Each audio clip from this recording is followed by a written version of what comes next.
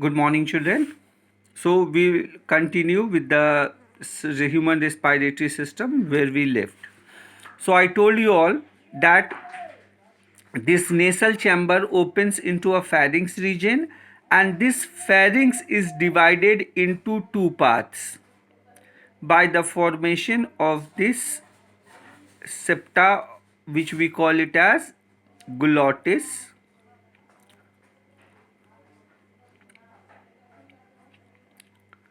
Now this glottis divides the pharynx into two parts. This is glottis part, and now this is one part of pharynx, this is another part of pharynx. So the nasal chamber opens into this part, right? So this part of a pharynx, we call it as windpipe. This is windpipe, and this part is the food pipe or the esophagus, right? So what happens after this?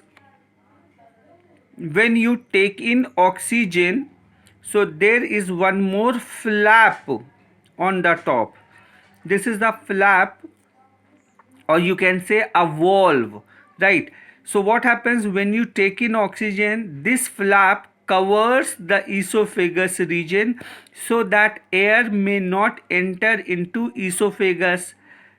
The air directly enters into the windpipe region. That is why this flap, we call it as epiglottis. This is epiglottis. So epiglottis covers this esophagus part or food pipe. So air may not enter into a food pipe, right? So all the air may reach into the windpipe region. Now this flap, when you swallow something, so this epiglottis, it turns towards this side. Let's say if it is on this side covering the food pipe, so what happens is when you swallow the thing, when you swallow the food, this flap covers like this.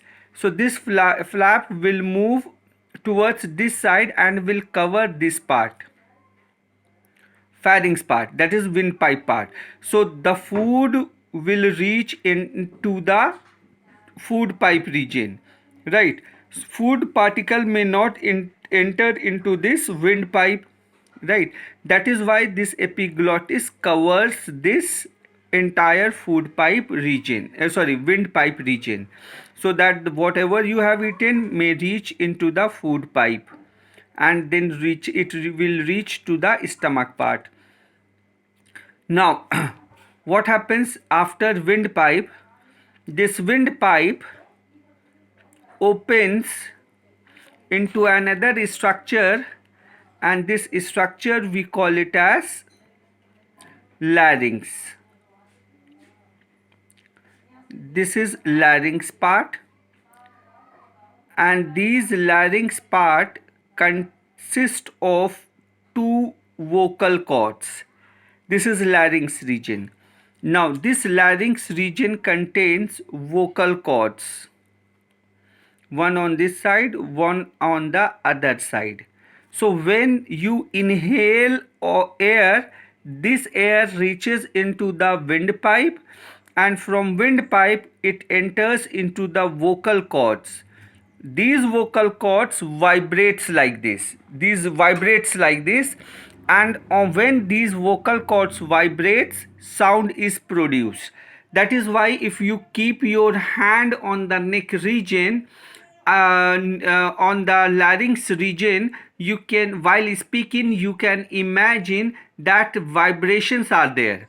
So these vibrations are produced by the vocal cords, and these vocal cords helps in producing the sounds, right? Now let me tell you that the vocal cords, they may be of two types. They may be true or they may be false type.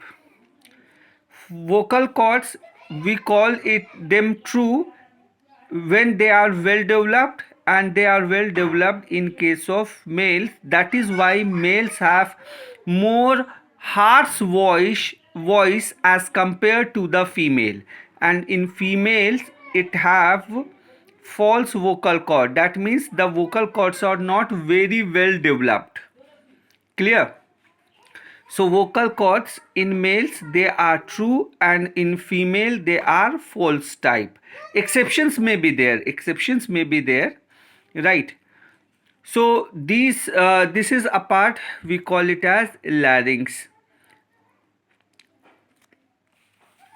Now we know that larynx, since sound is produced from this part, hence we called larynx as a voice box. Right, we call larynx as a voice box. Not only this, we also call this part as Adam's apple. This is called, we call it as Adam's apple. There is no scientific reason behind this name, right? So we call this larynx as Adam's apples, and it is also called as voice box. Now after larynx there is one long strand, or you can say tube like structure, which stretches down.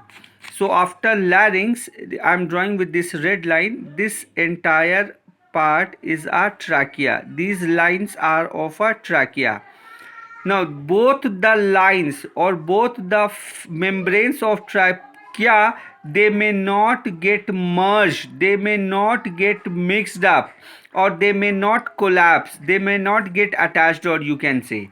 Hence, to prevent their attachment, there are several C-shaped cartilaginous rings.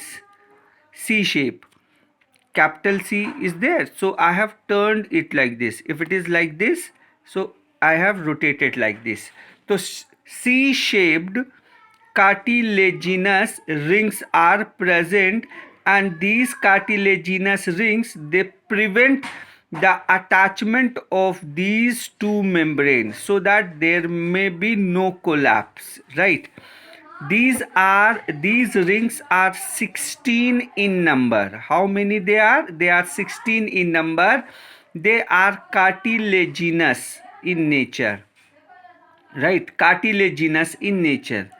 Now this trachea part, this entire part is a trachea region, and this trachea opens out into a bronchi. So when the trachea divides, that point we call it as bronchi. So this part is the bronchi part. Now what are the bronchi and all, we'll discuss in the next video. Thank you all.